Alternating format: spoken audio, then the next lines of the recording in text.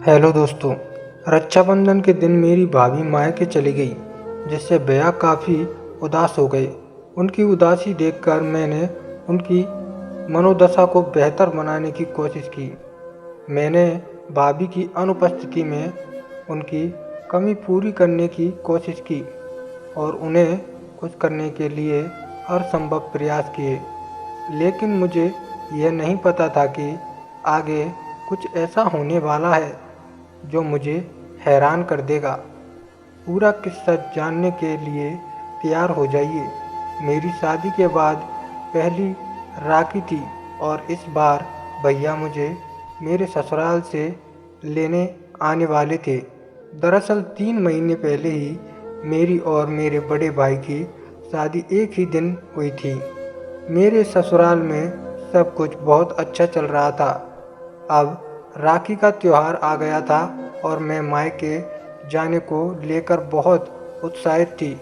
मुझे अपने परिवार से मिलने और सहेलियों को शादी के बाद की बातें बताने का बेसब्री से इंतज़ार था। लेकिन मुझे नहीं पता था कि मेरे बड़े भाई मुझे ऐसा कुछ कह देंगे जो मुझे सोचने पर मजबूर कर देगा। मेरी शादी एक बड़े और संपन्न परिवार में हुई थी। मेरे ससुराल वाले बहुत अच्छे और दिलदार लोग हैं। मेरे ससुर जी ने मुझे अपनी बेटी की तरह अपनाया और हर तरह से मेरा ख्याल रखा। इस सब के बीच जब भैया रोहित मुझे लेने आए तो ससुराल वालों ने उनका दिल खोलकर स्वागत किया। मेरे साथ इतना सामान था कि भैया की गाड़ी में नहीं आ सका, इसलिए मेरे पति ने एक दूसरी गाड़ी में सामान भिजवाने का इंतज़ार कर दिया। ससुराल से मायके जाते वक्त बेहद खुशी थी, लेकिन भैया के चेहरे पर एक अजीब उदासी थी। मैंने उनसे पूछा कि क्या हुआ, पर उन्होंने बात टाल दी। घर पहुंचते ही मैं अपनी खुशी सबके साथ बांटने लगी। मैंने ससुराल की छोटी बड़ी बातें सबको बताई। मेरी भाभी से मेरी अच्छी बनती थी तो उनके साथ मैंने खूब बातें की, लेकिन भैया अब भी चुपचाप बैठे थे। उनकी यह हालत देखकर मुझसे रहा नहीं गया और मैंने पूछ ही लिया, भैया क्या बात है, आप इतने चुपचाप क्यों हैं? क्या मेरा आना आपको अच्छा नहीं लगा? तब भैया ने भी धीरे से कहा, तेरा आना तो बहुत अच्छा लगा, लेकिन मुझे यह सोचकर अच्छा नहीं लग रहा कि तेरी भाभी त्योहार के दिन अपने मायके चली जाएगी।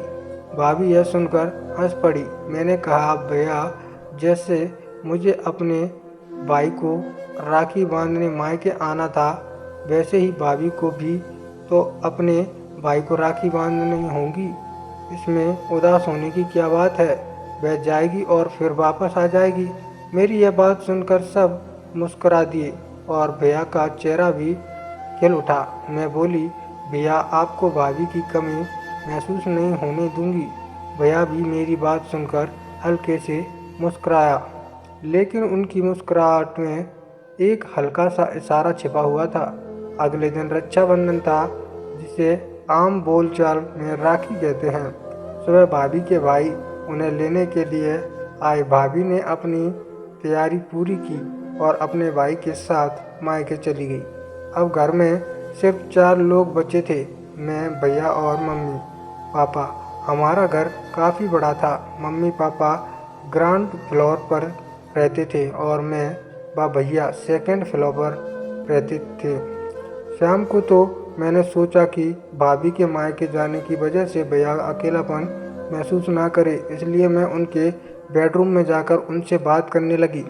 बातें हल्की फुल्की ही थी, लेकिन अचानक भैया ने मुझे पूछ लिया, शादी से पहले तुम्हारे कितने बॉयफ्रेंड थे? मैं थोड़ा चौंकी, लेकिन फिर मैंने जवाब दिया, 4। हालांकि सच में वे 6 थे। फिर उन्होंने पूछा, क्या अभी भी तुम्हारा किसी से संपर्क है? मैंने ईमानदारी से कहा, हाँ, अभी भी 2 लोगों से कांटेक्ट है और कभी कभी हम मिलते भी हैं। भैया ने गंभीर होकर कहा, तुम्हें याद रखना चाहिए कि तुम्हारी शादी हो चुकी है। मैंने हंसते हुए जवाब दिया, क्या करूं भैया, शुरू से ही एक से ज़्यादा लोगों की आदत रही है, इसलिए मैं अपने पति से छिपकर उनसे मिलती रहती हूँ। भैया थोड़ी देर चुप रहे और फिर बोले, यहाँ तो तुम्हारा कोई बॉयफ्रेंड नहीं है और ना ही तुम्हें कोई जानता है। यहाँ सिर्फ मैं हूँ। मेरी बीवी भी अपने मायके चली गई है, तो मेरे साथ सिर्फ तुम हो। तभी पापा ने मुझे नीचे बुलाया तो मैं तुरंत नीचे गई। वहाँ पहुँचने पर उन्होंने कहा, हम दोनों मंदिर जा रहे हैं, तुम बाहर का दरवाज़ा बंद कर लो। इतना कहकर मम्मी पापा मंदिर चले गए। अब घर में सिर्फ मैं और मेरा बड़ा भाई रह गए थे। वह अपने कमरे में था और मैं अपने कमरे में थी।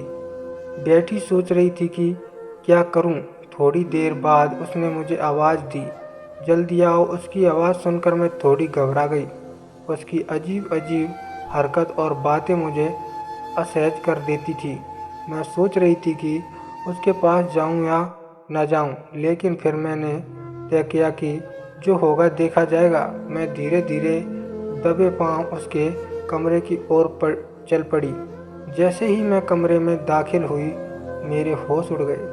मैंने देखा कमरे में बैठा हुआ था और अपनी औजार हाथ में पकड़कर बैठा था। यह देखकर मैं सन्न रह गई। मुझे समझ नहीं आ रहा था कि वह क्या करने वाला है। दोस्तों, जो कुछ भी इसके बाद हुआ वह सुनकर आप यकीन नहीं कर पाएंगे। अगर आप जानना चाहते हैं कि आगे क्या हुआ तो कमेंट में सिर्फ पार्ट 2 इंच लिख दीजिए। मैं इस कहानी का दूसरा भाग बिल्कुल विस्तार से अगले वीडियो में बताऊंगी। इस वीडियो को लाइक ज़रूर करें ताकि मुझे आगे का पार्ट बनाने के लिए मोटिवेशन मिले। अगर आप अपने अभी तक हमारे चैनल टेडी स्टोरी को सब्सक्राइब नहीं किया है तो तुरंत कर लें, क्योंकि यह चैनल सिर्फ आपके लिए ही बनाया गया है। मैं आपसे अगले वीडियो में मिलूंगी, तब तक के लिए बाय बाय।